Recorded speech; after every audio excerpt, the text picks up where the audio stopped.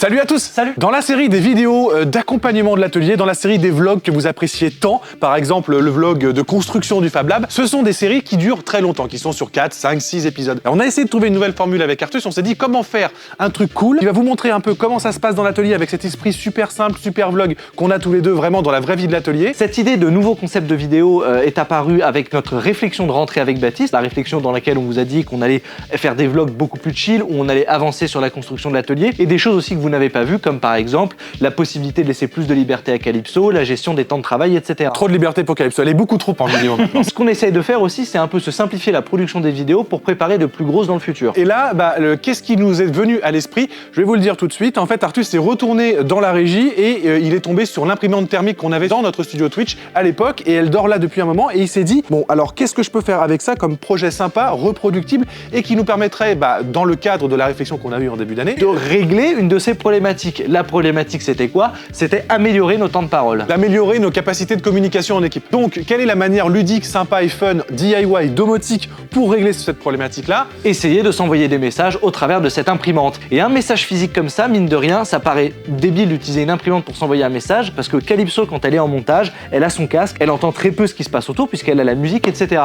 Là, elle va pouvoir avoir quelque chose de physique sur son bureau, Visuel. qui viendra l'avertir d'une nécessité dans l'atelier, d'un déplacement, d'une préparation de tournage, etc. Donc ça y est, maintenant, vous avez l'idée et on prototype ça ensemble dès maintenant. C'est parti. Qu'est-ce que tu fais toi en attendant en fait? Parce qu'à la toute base, t'étais pas dans cette vidéo parce que tu devais t'occuper de choses. Ouais. Comme on a pris 3 heures à réfléchir à la vidéo, t'as eu le temps de t'occuper de choses. J'ai pas totalement, je dois encore faire tous les postes. Hein. Ah ouais. Il y a encore du taf. Et j'ai vu que Calypso avait mis son micro, avait mis mon micro. Ah, c'est vrai qu'on t'entend pas. Donc ça veut dire qu'on va entendre Calypso. Là, elle se marre là, je l'entends se marrer au loin. C'est n'importe quoi. Je peux dire aussi que tu vas faire caca là. Je vais, oui, alors.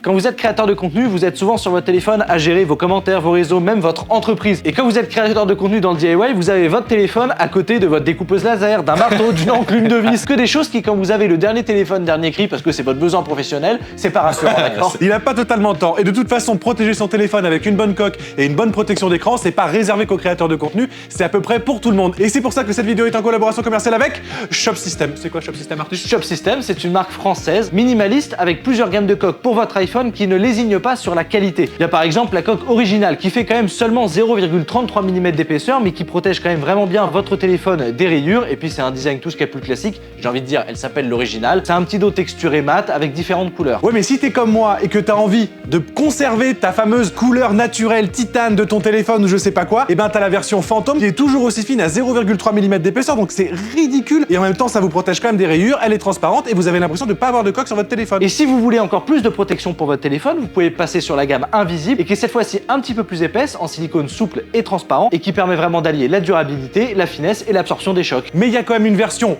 C'est le level, je la jette de 2,50 m, enfin c'est le truc super béton. La coque est forcément un petit peu plus épaisse, mais au moins tu risques rien avec ton téléphone. Puis maintenant, si vous voulez allier la finesse avec le plus de résistance possible, il y a la coque carbone, qui, son nom l'indique, voilà. est en fibre tressée de carbone. Et bien sûr, si vous voulez vous protéger intégralement, n'oubliez pas qu'il y a toujours les petits verres de protection que vous pouvez mettre par-dessus votre écran. Et si comme nous, vous êtes fan des coques transparentes, mais vous vous inquiétez du fait qu'elles jaunissent, ça nous est arrivé personnellement sur des marques entrée de gamme, là au moins c'est garanti anti-jaunissement. Merci à Shop System, on a pu recevoir différentes gammes de coques pour nos iPhones et on est vraiment content de l'aspect final et de l'aspect premium de celle-ci. Foncez voir les liens en description. Et puis comme toujours, vous avez un petit code qui s'affiche juste ici LF Poula. et qui vous permet d'avoir 10% de réduction sur la boutique en ligne. Foncez, allez voir leur gamme et vous équiper si vous en avez besoin. La suite de la vidéo. Bon allez.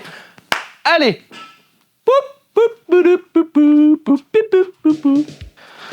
L'imprimante, la voici, c'est donc celle en fait qui était reliée au chat de Twitch et moyennant une transaction de bits, vous pouviez directement envoyer un message sur l'imprimante et ça s'imprimait en physique sur notre studio. Donc c'est une imprimante en fait qui est déjà connectée à internet. Je vais vous dire, il n'y a même pas de port USB, c'est tout simplement un port Ethernet. Donc la première des choses qu'on va faire, c'est qu'on va relier la machine et voir si elle marche toujours. Calypso, elle se marre parce que je l'ai fait 30 fois et genre la dernière c'était la version coupée quoi. Mais je peux pas faire plus simple aussi. Hein. Et je peux déjà te dire que la brancher c'est compliqué parce que en fait non. Bah non, maintenant il y a un boîtier qu'on a mis sur ton bureau.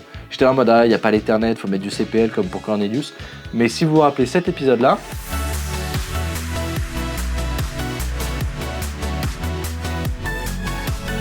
et ben on a mis Internet sous le bureau de Calypso.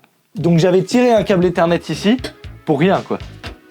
Oh regardez, c'est Patrice. Ça fait longtemps qu'on n'a pas vu Patrice. Ouais, est-ce que Marine, elle est plus là pour Ouais. faire des posts? C'est vrai que Marine n'est plus là pour s'occuper de Patrice, mais vous pouvez toujours vous abonner au compte de Patrice le Paresseux. Alors Patrice le Paresseux, il est 437. Si Patrice le Paresseux arrive à 600 followers, on relance le compte. Ça fait quand même près de 170 personnes qui doivent s'abonner à la suite de cette vidéo. Ah, il y a moyen, hein. Il y a peu de câbles Ethernet, hein, c'est bon. Je pense que j'ai écumé tous les câbles Ethernet disponibles. Hop là! Ah mais non, j'en ai acheté! Ah, mais le problème c'est qu'ici, quand on achète des choses, vu qu'on a toujours pas d'étagère pour ranger, ça se met avec le bordel. Quel bordel. J'ai acheté 5 câbles de 5 mètres. Où est-ce qu'ils sont?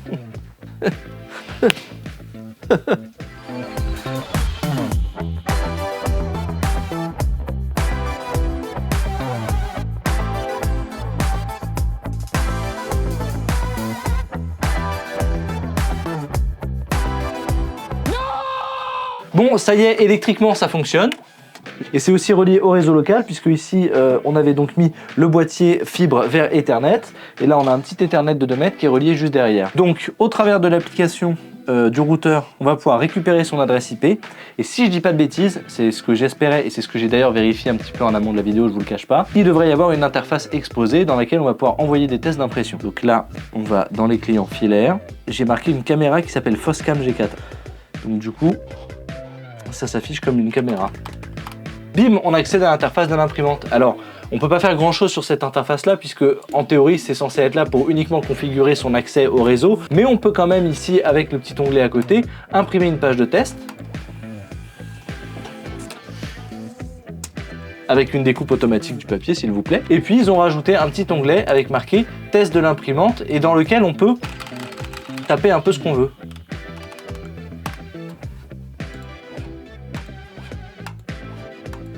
Ça marche trop bien. Là on peut couper le papier. Et voilà. Donc là, je suis trop content parce que je vais vous mettre le lien de cette imprimante en lien dans la description si elle existe encore. Mais on a donc une imprimante qui est connectée à notre réseau avec une interface web qui nous permet d'envoyer les messages qu'on souhaite. La mission juste après, ça va être de se dire comment on peut intercepter cette commande qui est envoyée sur le réseau, la récupérer et se passer de cette interface très moche et pouvoir directement envoyer des commandes depuis des scripts sur Home Assistant par exemple.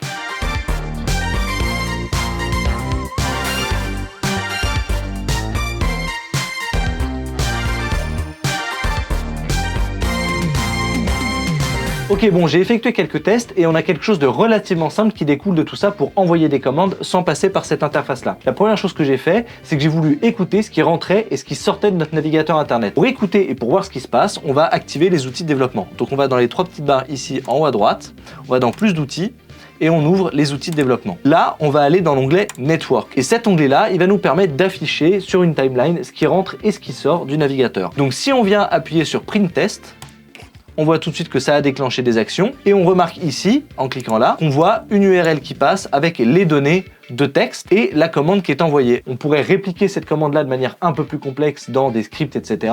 Mais nous, tout ce qu'on va faire, parce que là c'est relativement simple, c'est qu'on va la copier et on va la coller ici dans un nouvel onglet. Donc on a la commande avec l'adresse de notre imprimante, la page de test et les arguments qui sont nécessaires à imprimer ce qu'on souhaite imprimer. Donc normalement là, si je fais entrer, ça a envoyé la commande, ça nous affiche une petite page web, mais ça on s'en fiche parce que si je rafraîchis la page, maintenant qu'on a l'entièreté de la commande directement depuis la barre d'adresse, quand on vient rafraîchir, on renvoie la commande avec toutes les données et donc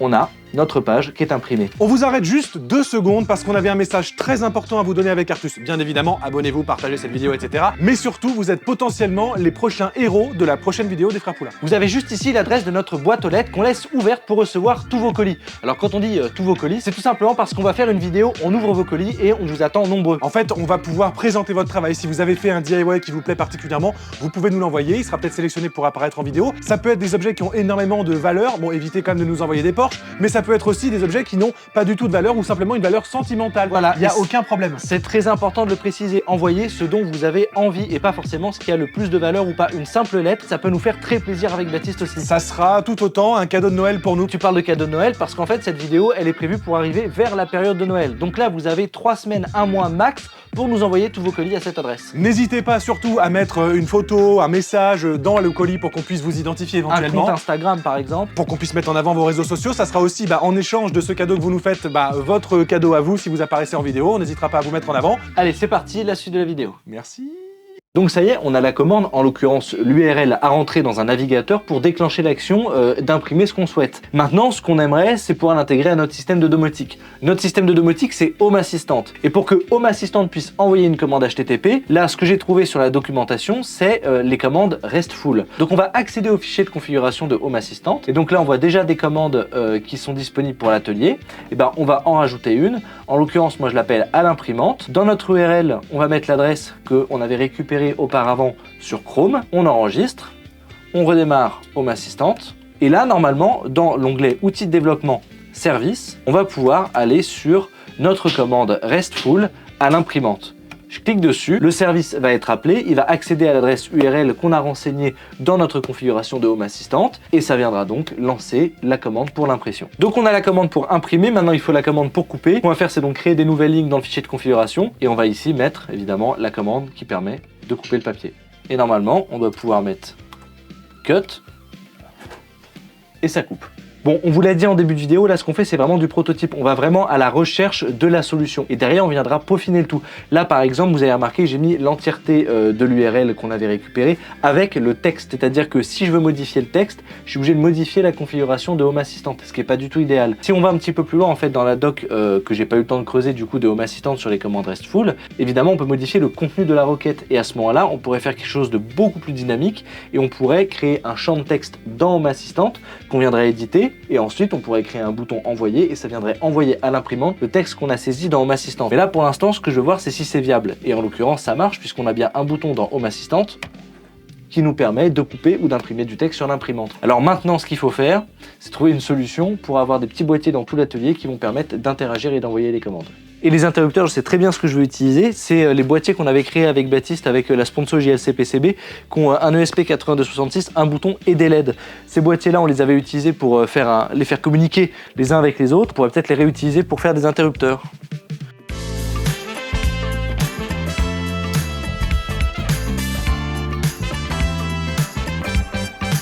Bon du coup les voilà, c'est les petits circuits imprimés qu'on avait fait sur mesure avec JLC PCB. Donc comme je vous l'ai dit ici, l'ESP, l'interrupteur, on les a fait en USB-C et puis là il y a un cercle de LED. Les petits boîtiers j'en ai retrouvé aussi qui étaient avec, donc ça c'est vraiment tant mieux, il y a juste à dévisser. Évidemment je dois entièrement les reconfigurer mais comme c'est de l'ESP8266, et c'est super simple puisque maintenant on utilise ESP Home.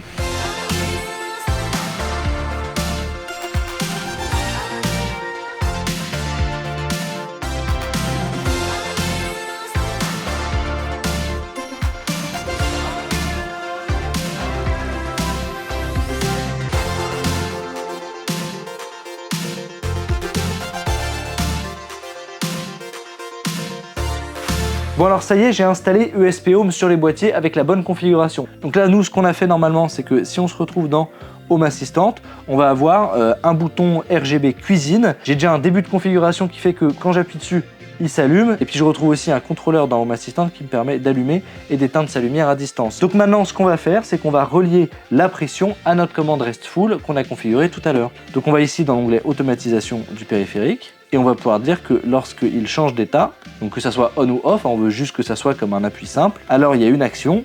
L'action c'est appeler un service, le service RESTful de à l'imprimante. Et là normalement, si j'appuie dessus, ça a dû imprimer quelque chose dans le bureau. On va entendre le bip au bout d'un moment.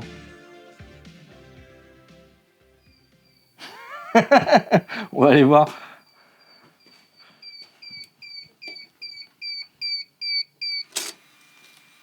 Ça a imprimé.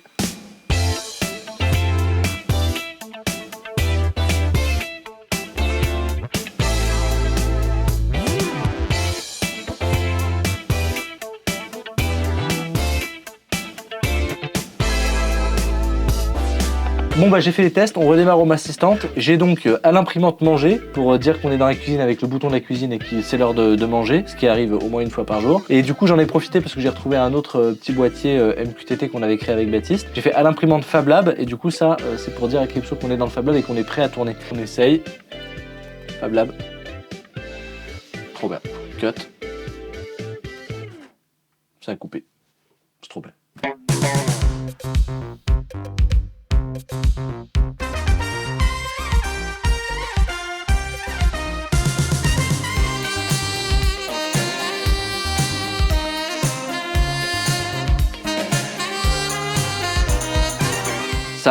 Ça a beaucoup de gueule. Pardon. Ça a beaucoup de gueule. Ah oui, l'imprimante fait tout. C'est ça. Là,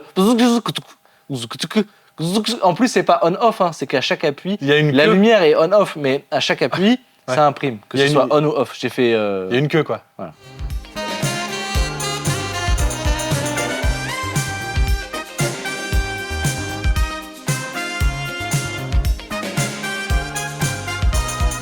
Bon alors là dans l'automatisme j'ai pas mis la commande de coupe du papier parce qu'en fait plutôt que faire une coupe automatique pour laquelle il y a une alarme qui se déclenche au bout de 10 secondes qui est très désagréable, on peut mettre un interrupteur sur le bureau de Calypso qui est associé à la commande de découpe et sur lequel elle pourra appuyer. Donc en plus elle aura une action physique J'avoue. pour dire ok c'est bon le papier je le coupe, je le prends et si elle ne coupe pas le papier il y a l'alarme qui se déclenche. Ouais, et en plus, si elle coupe le papier, ça veut dire qu'elle a accepté le message et qu'elle l'a vu. Et si elle n'arrive pas dans les 10 prochaines secondes elle est virée. Ah voilà. Bon, j'espère que ce concept il vous a plu. Si ça vous a plu, n'hésitez pas à exploser les commentaires. Ouais, dites-le, renvoyez-nous toutes les pistes d'amélioration qu'on pourrait avoir sur cette petite idée, parce qu'il y a plein de petites choses qu'on pourrait tourner de cette façon-là. On espère que ça vous a plu comme Artus vous l'a dit. N'oubliez pas d'être tous bienveillants les uns envers les autres. Like, abo, partage et merci aux tipeurs qui continuent à financer cette chaîne tous les mois. Grâce à vous, on peut manger tous les midis et ça c'est beau. Si le projet vous intéresse, que vous voulez quelques sources, je vous mets tout en lien dans la description. On vous embrasse. À la prochaine. Ciao. Abonnez-vous. Abonnez-vous.